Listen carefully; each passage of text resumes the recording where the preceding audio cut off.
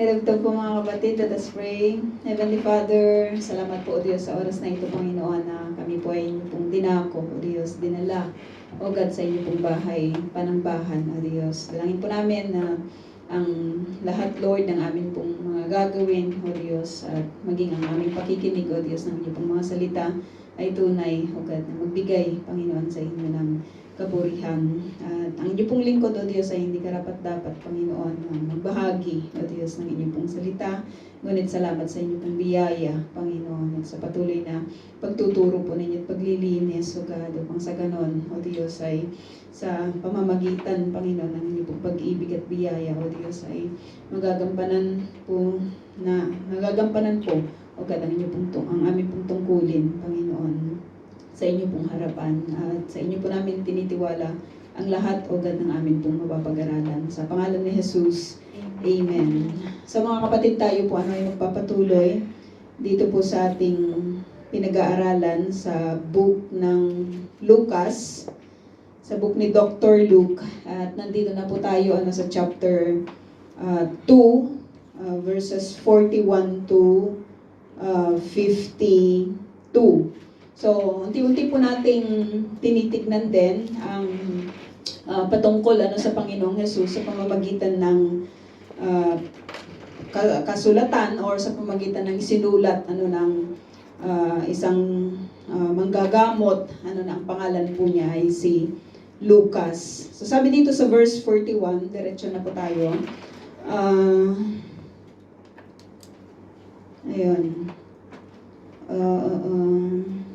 So it is a continuation dito po sa napag-aralan natin last week sa verse 39. Gusto ko lang pong i-highlight po 'yon na sabi dito, nang maisagawa na nila ang lahat ng ayon sa itinakda ng kautusan ng Panginoon, umuwi na sila sa bayan ng Nazaret sa Galilea. Ang batay lumaking malusog, puspos ng karunungan at kalugod-lugod sa Diyos. So verse 41, sabi dito, taon-taon tuwing pista ng Pasko, ang mga magulang ni Jesus ay pumupunta sa Jerusalem.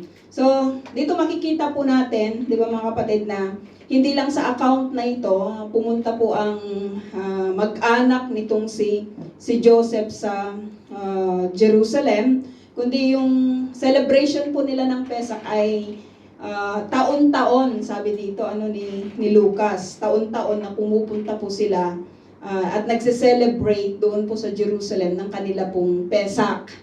So magpasa hanggang ngayon naman ay ganun pa rin po yung ginagawa, 'di ba, ng mga Hudyo, na every celebration po nila ng Pesach ay may mga pumupunta pa rin sa Jerusalem. Sila doon, nag-assemble sila doon sa Wailing Wall, dati sa temple, at lagi-lagi po nila itong ginagawa. So from Nazareth, na nakita po natin, kasi di ba, nakita natin kanina na bumalik sila sa Nazareth, tapos pumunta sila ulit dito po sa Jerusalem. Sa kapanahunan nila, mga kapatid, we can understand na wala po silang mga train. Wala rin silang bus.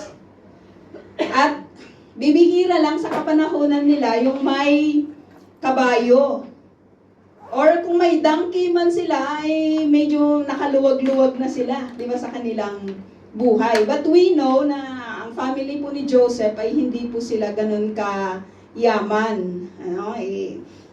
Kahit nga doon sa offering nila sa temple, nabanggit ko ni Sister May Grace the last time, na hindi po sila nag-offer ng lamb, kundi yung pinakamura yung kanilang in-offer doon po sa temple, na nagpapahiwatig na yung kanila pong buhay ay hindi po ganun ka-yaman, hindi ba, nakatulad ng iba. So, lagi po silang pumupunta po doon, sabing ganon, taon-taon, at may kahirapan yung pagpunta doon kasi alay lakad sa kapanahunan na yon. It will take them 3 to 4 days yung kanila pong paglalakbay papunta po sa Jerusalem. At depende po yon sa kung gaano po sila kabilis at kung may mga bata pa sila na mga kasama doon sa journey. So, ang ginagawa po ng mga taga Nazareth sa kapanahunan na yun, and even doon po sa mga ibang places,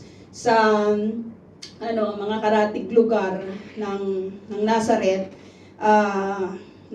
sila nagsasama-sama sila doon po sa kanilang journey. And to protect themselves na rin doon po sa mga robbers, mga ganon doon sa mga tulisan. So marami silang kasama sa paglalakbay papunta sa Jerusalem. So just imagine na lang na 3 to 4 days yung kanila pong paglalakbay.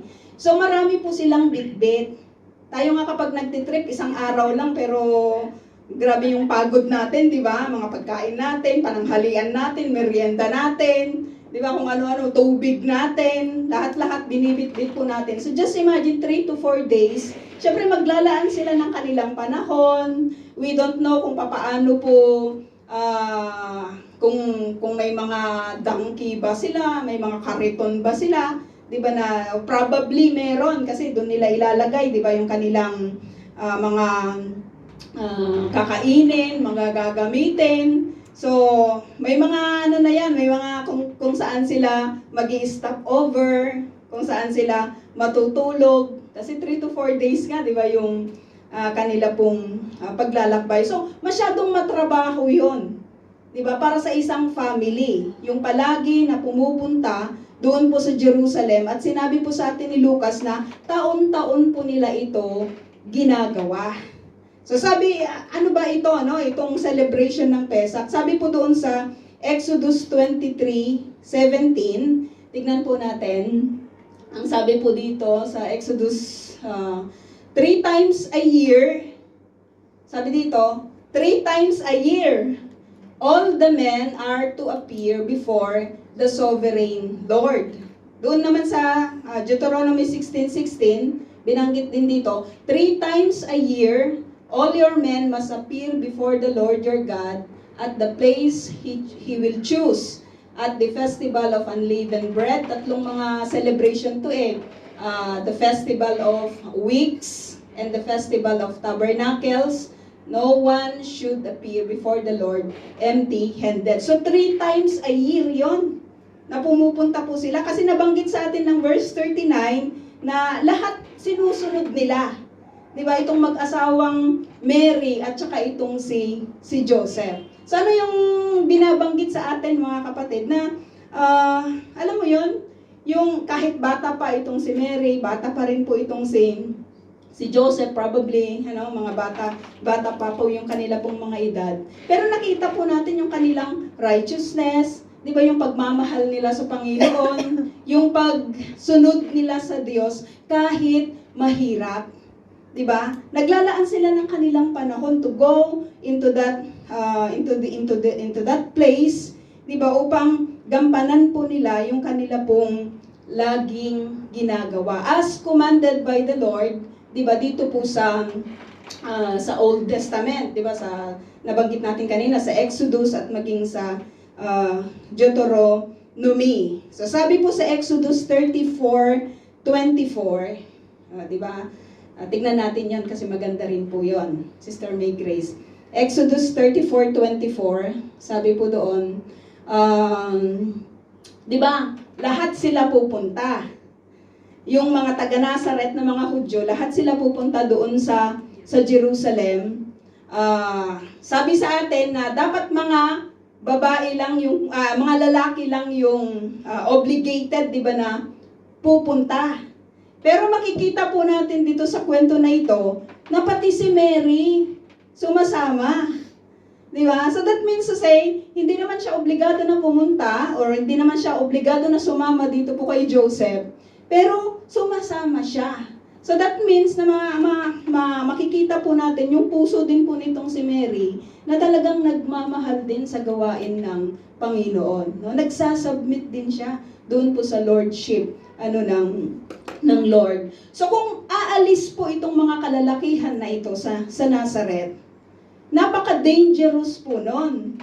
Kasi may mga possibility na sila po ay papasukin ng mga magnanakaw, di ba, yung kanila pong mga tahanan, kung mga babae lang yung kunyari nandun, Di ba? Paano nila may pagtatanggol yung kanila pong mga sarili or yung kanilang mga neighboring na mga nations ay maaring sasalakay sa kanila.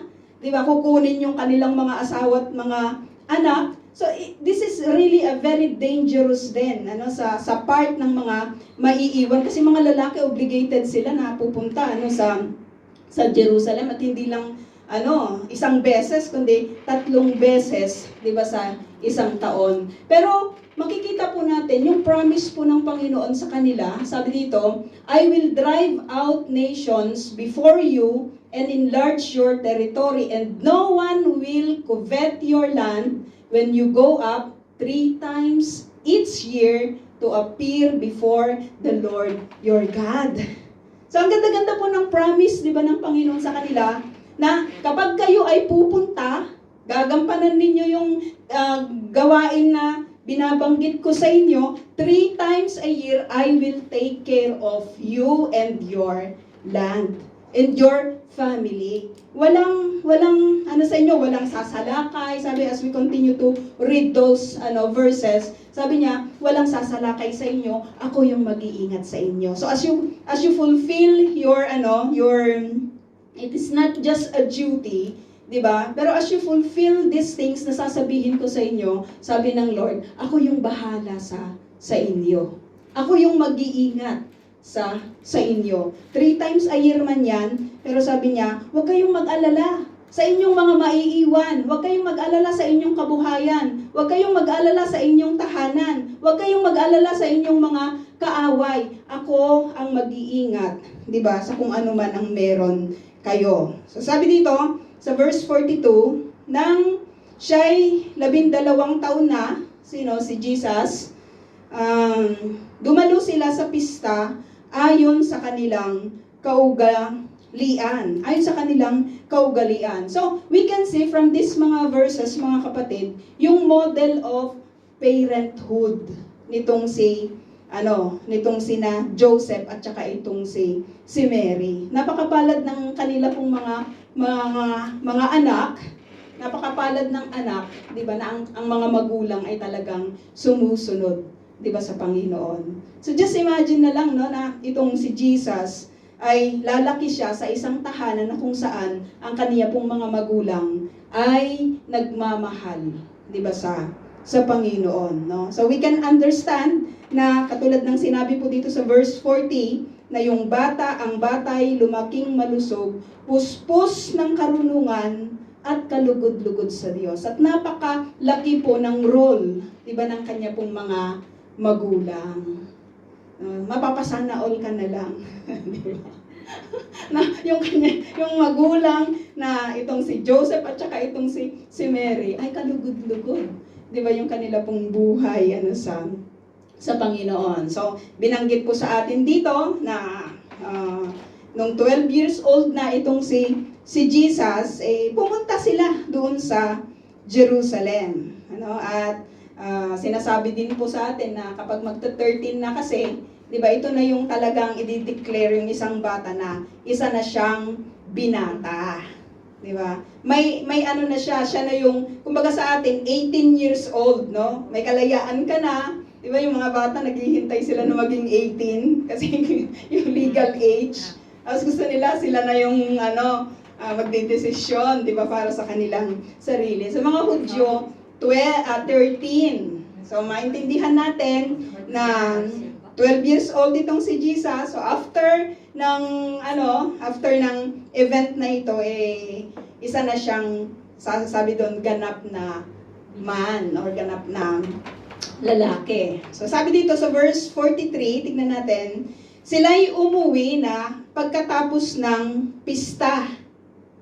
Ang batang si Jesus ay nagpaiwan sa Jerusalem, ngunit, mahalaga itong word na ito, ngunit hindi ito napansin ng kanyang mga magulang. Continue natin.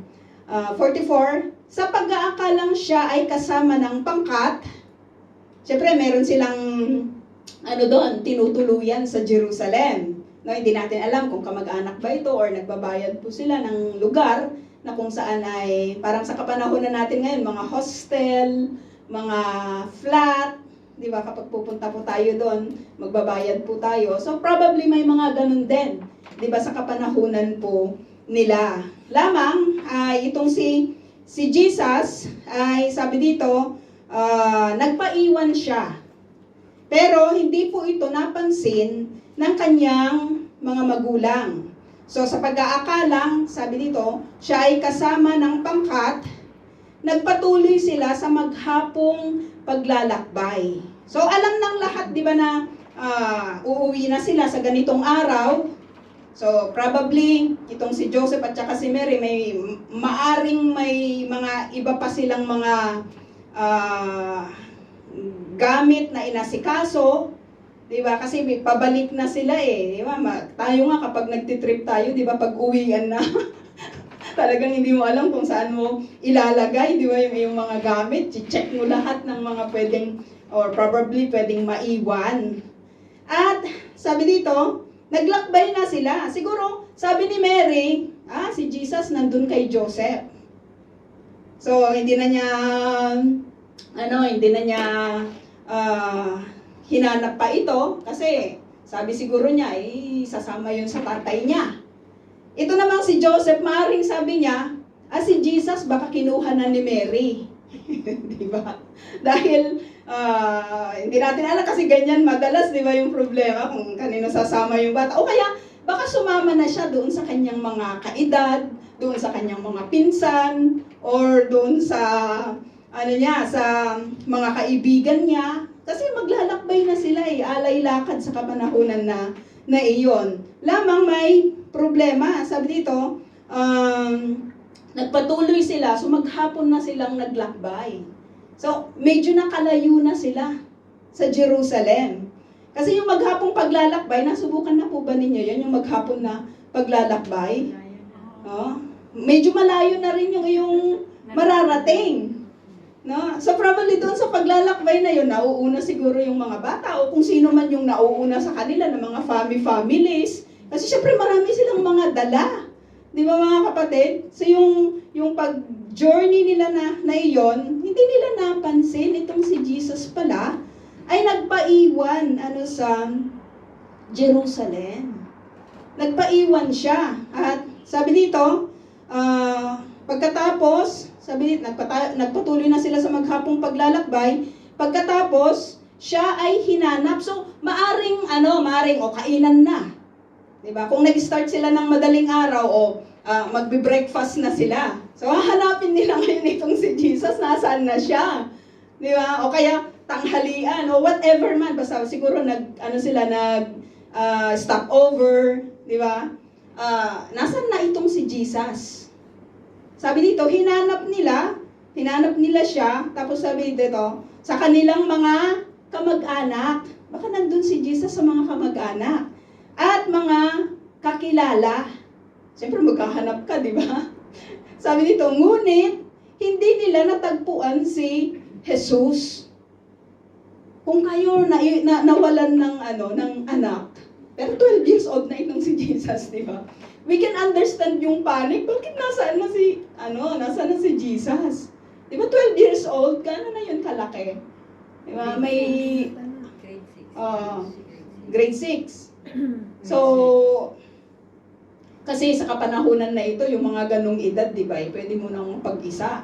Sa kapanahunan na yun, mga kapatid, alay lakad yan. Wala pa namang maraming mga dyan, di ba? Mga bahay-bahay sa kanilang dadaanan. So, maintindihan mo na hindi lang tao, hindi lang mga tulisan yung magiging problema, maaring may mga mababangis na hayop, di ba? O kaya yung mga ahas, di ba, sa paligid, yung mga scorpion, di ba, yung mga makamandag na mga insekto na maaring ma-encounter, di ba, ng isang manlalakbay. So maintindihan natin, just imagine na lang, put na lang natin yung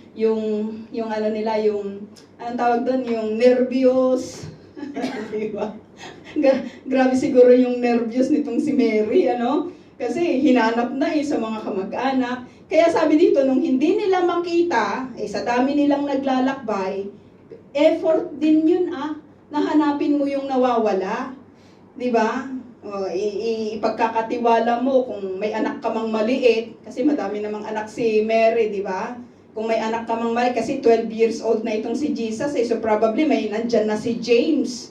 Di ba? Yung mga iba pang mga anak po nila, no? So may mga maliit ka pang mga bata, di ba? Tapos nawawala yung isa, ipagkakatiwala mo yung iyong mga kagamitan sa iyong kamag-anak, di ba? Sila yung magdadala doon o yung mga anak mong mga maliliit. So grabe yung chaos sa kapanahunan na iyon. At sabi dito, anong nangyari? Hindi nila nahanap si Jesus, kaya sabi, bumalik sila sa Jerusalem upang doon maghanap.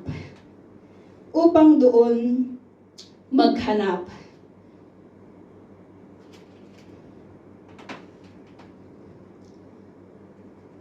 Minsan sa buhay natin, di ba mga kapatid, we too can lose sight of Christ. May mga pagkakataon din ba sa buhay natin na doon sa journey natin, hindi natin kasama si Kristo. Hindi natin alam mo yon, akala natin kasama natin siya, pero hindi pala. Hindi pala natin napansin na hindi na pala natin siya kasama. Diba? So, maintindihan natin na kapag hindi kasama si Kristo, kahit sa buhay ng kanya pong mga magulang, may chaos doon. Diba? May kaguluhan. Nandun yung, alam mo yun, nandun yung, alam mo yun, nandun yung distracted sila. Diba? Kasi sa lahat ng makikita po nilang mga bata doon, baka si Jesus yun. Diba? So magkahanap sila, nakakapagod yung buhay na hindi kasama si Kristo. Yun nakita natin sa buhay ng kanya pong mga magulang. At di ba naiintindihan po natin na may mga tagpo, di ba, sa buhay po natin na akala natin kasama natin siya. Pero hindi pala. Di ba? Iniwan pala natin siya. Hindi natin may mga tagpo ba sa ganung part ng buhay po natin na akala natin kasama natin siya. 'Di ba? Pero hindi pala. Kaya pala pinapaalalahanan tayo ng Hebrews 3:13. Tignan po natin yung Hebrews 3:13. Ang sabi po dito, but encourage one another weekly. Ano sabi po dito? But encourage one another Daily. yearly? Daily. Encourage one another daily. Araw-araw pala. Di ba na dapat mag-encourage tayo sa isa't isa. Sabi dito, as long as it is called today. Habang nandyan pa yung salitang today. Bakit?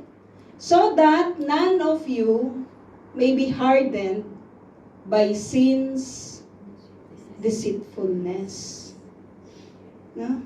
Every day we need spiritual nourishment. Every day we need mutual encouragement. No? Kasi it will only take one day for your heart to become hard. Isang araw lang na mawala ka, di ba, sa Panginoon. Isang araw lang na iwanan mo si Lord. Isang araw lang, it will only take 24 hours to become your heart hard. Kaya, sinasabi sa atin, encourage one another daily. Hindi lang ito trabaho ni Pastora. Minsan naghihintay tayo, sino ang mag-encourage sa akin? Encourage yourself and encourage others. Kasi it is our duty. Bakit kaya walang nag-i-encourage sa akin? Wala man ang nagsisend sa akin. Di ba?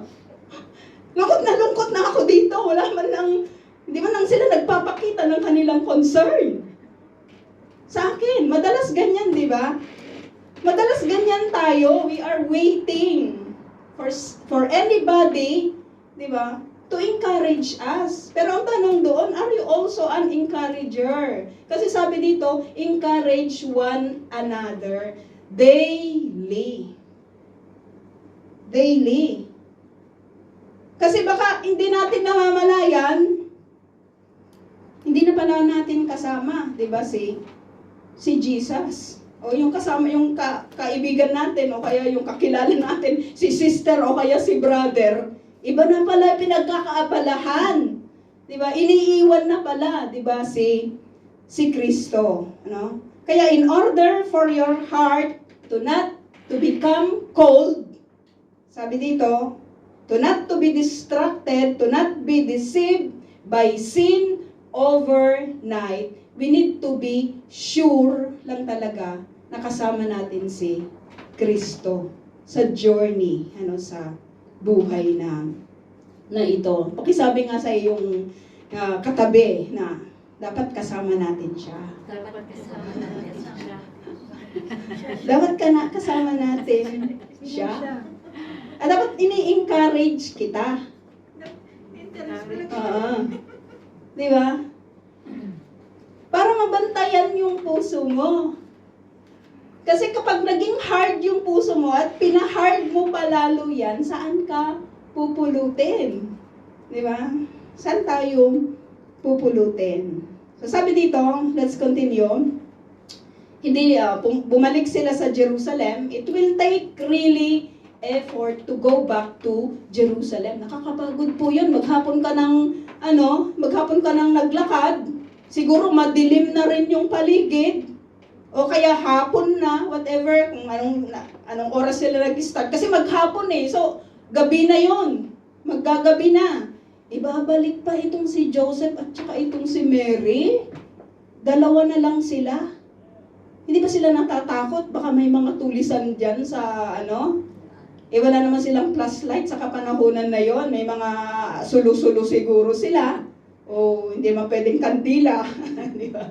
Sa kapanahunan na iyon, magbabalik sila ulit ng maghapon na journey o kaya magdamag.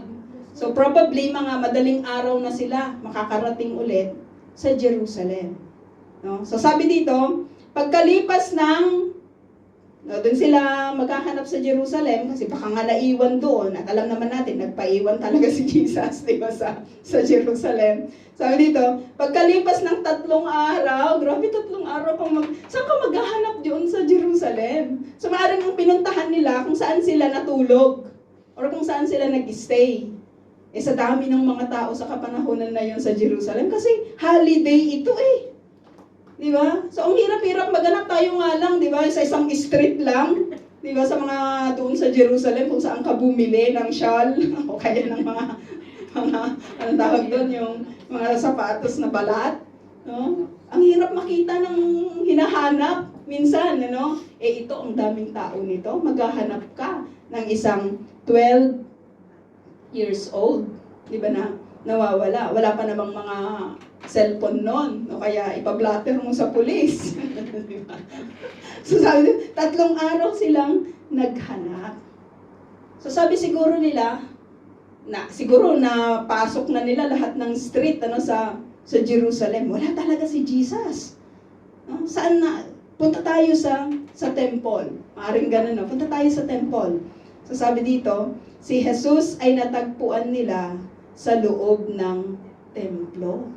Sa loob ng templo. Siya'y nakaupong kasama ng mga guro. Nakikinig siya at nagtatanong sa kanila. At ang lahat ng nakaririnig sa kanya ay hangang-hanga sa kanyang pangunawa at mga sagot. Sa kanyang pangunawa at mga sagot. So 3 araw yon.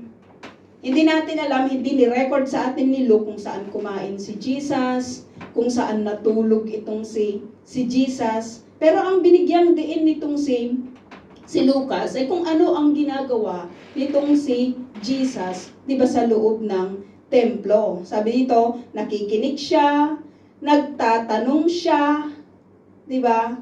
At sabi dito, lahat ng makakita sa kanya ay hangang-hanga sa kanyang pangunawa at mga sagot.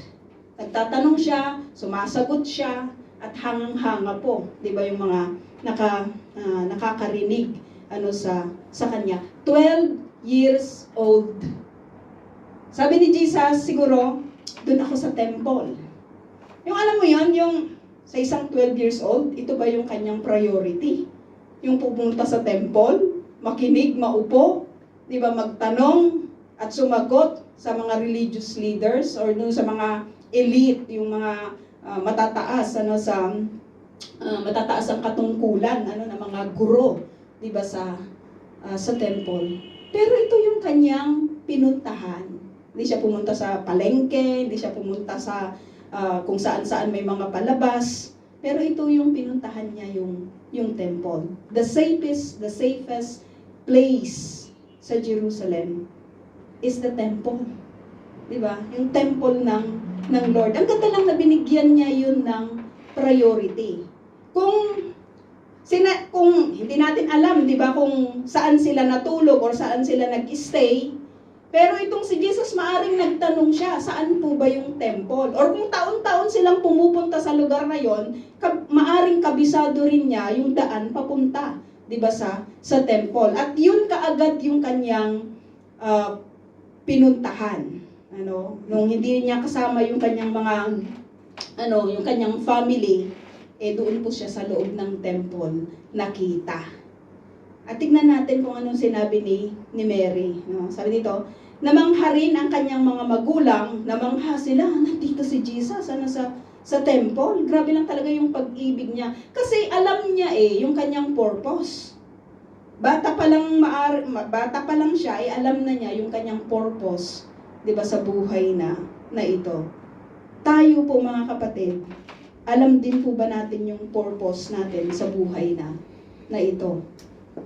Makikita natin, sabi dito, nabangha rin ang kanyang mga magulang nang siya'y makita, sinabi ng kanyang ina, "Anak, bakit mo naman ginawa ito sa amin?"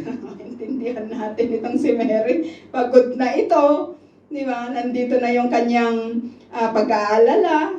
Kaya sinabi niya dito, di ba? Lubha ang aming pag-aalala ng iyong ama sa paghahanap sa iyo. So dalawa lang talaga silang bumalik, 'di ba? At naghanap dito po kay Jesus. Maintindihan natin, 'di ba, na talagang nag-aalala po itong si Mary at saka itong si Joseph. Pero itong 49, sabi dito, sumagot si Jesus, "Bakit po ninyo ako hinahanap? Hindi po ba ninyo alam na ako'y dapat mamalagi sa bahay ng aking ama?" Ito yung first word ni Jesus na recorded.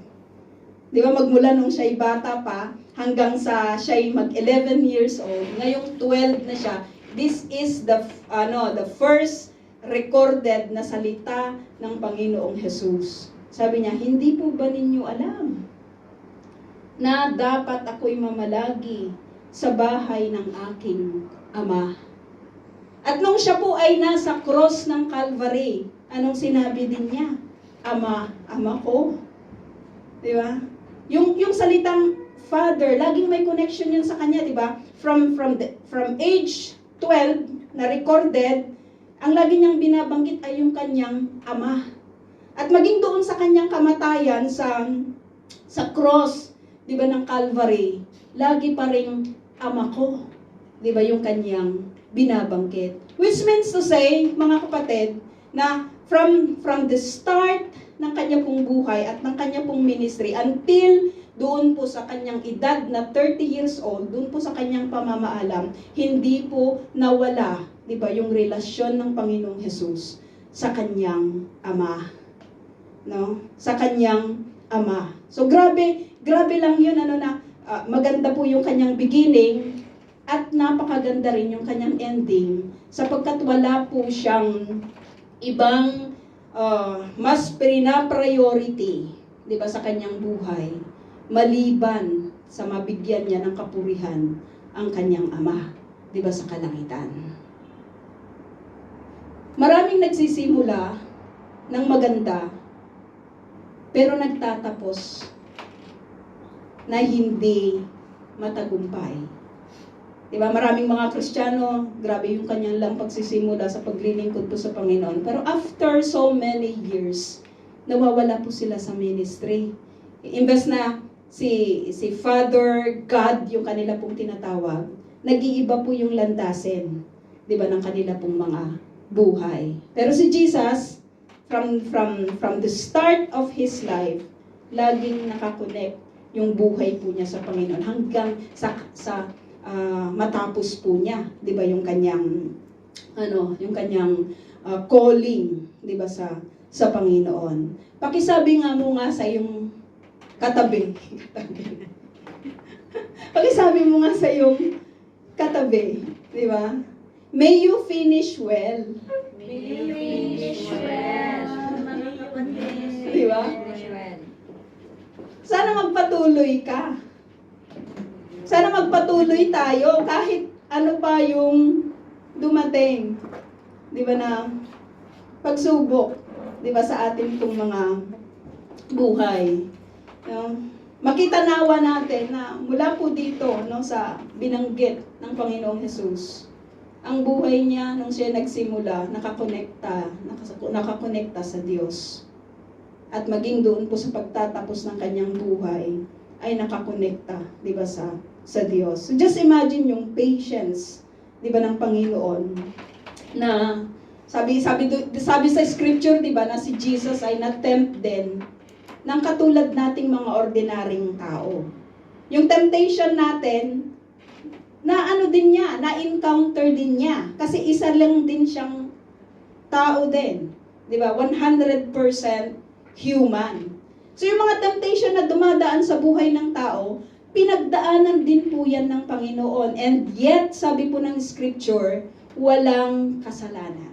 Hindi siya nagkasala sa kahit na anumang klase, di ba, ng temptation. Kasi nga, alam niya yung purpose niya, di ba, sa buhay na ito, at alam niya na yung relasyon po niya sa Panginoon ay tama.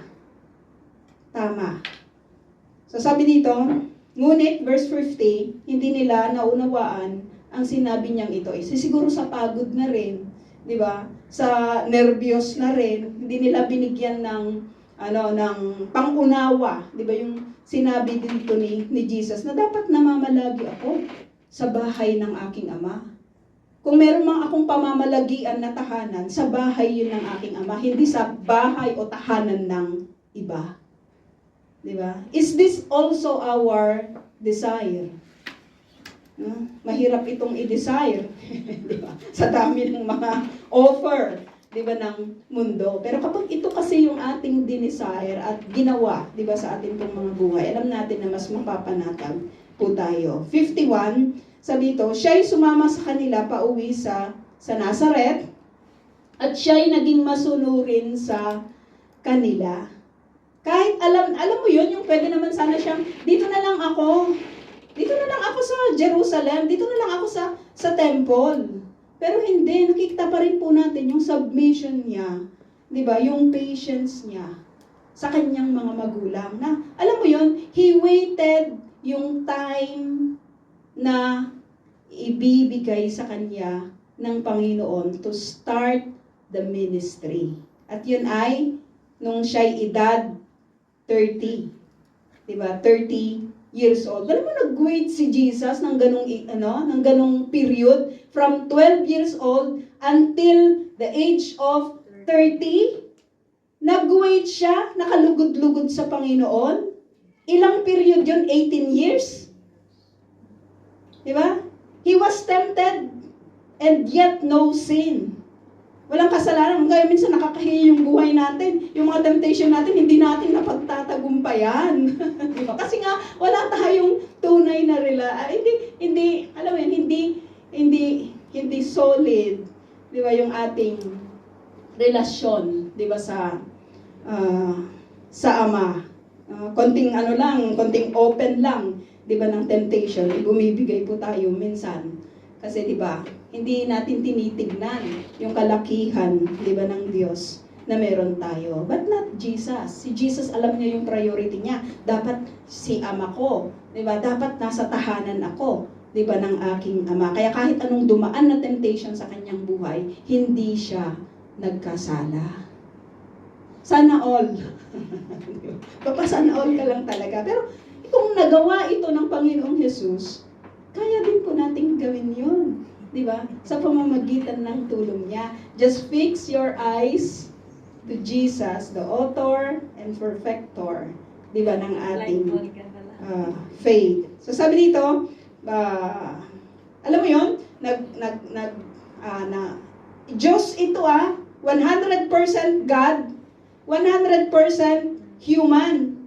Pero yung pagtiisan mo yung mga kasama mo, di ba, for 18 years, pagtiisan mo yung mga magulang mo, alam mong mga kapatid mo, di ba, yung pagtatrabaho mo, yung mga taong makakasama mo, grabe lang yung patience nitong si Jesus, na in-extend niya for that period before he begins, di ba, yung ministry niya. At kahit doon sa panahon ng ministry niya, grabe din yung pagtitiis ng Panginoong Jesus. Di ba? Sa mga taong kanyang nakakasama, sa mga disciples na tinuturuan po niya. Pero grabe yung kanyang display, di ba, ng patience. Hindi lang sa mga tao, kundi maging yung display ng kanyang patience doon sa God's will, doon sa kalooban ng Diyos sa buhay niya. Sa buhay niya. 52, sabi dito, patuloy na lumaki si Jesus sa pangangatawan, lumawak ang kanyang karunungan, at lalong naging kalugod-lugod sa Diyos at sa mga tao. So ano yung sikreto na nakikita po natin dito? Sikreto ni Jesus kung bakit naging kalugod-lugod siya, lumawak yung kanyang karunungan, di ba? Nabanggit po natin kanina. Dapat naka-fix lang talaga yung eyes natin, di ba? Sa taas. Sa Diyos, sa ating Ama. Ang desire ni Jesus ay laging magbigay ng kaluguran sa Diyos. Ganon din po ba ka-strong yung ating desire? Kasi kung hindi, mga kapatid, lalampa-lampa lang talaga tayo. At isa sa mga nakikita ko po na problema din sa iglesia po na ito, we don't care that much sa bawat isa. At isa sa pagpapakita that we are caring for each other, diba, is yung sinabi sa Hebrews 3:13. We need to encourage each other. Sabihin mo nga sa katabi mo, encourage kita, encourage mo ako every day. As long as, sabi dito, it is called today. 24 hours yan today 24 hours yan. So let us pray. Heavenly Father, salamat po o Diyos sa inyo pong mga salita, O God, sa bawat isa po sa amin. Tunay nga, O Diyos, na hindi po madali, Panginoon, ang sumunod, O God, sa inyo pong kalooban, Panginoon.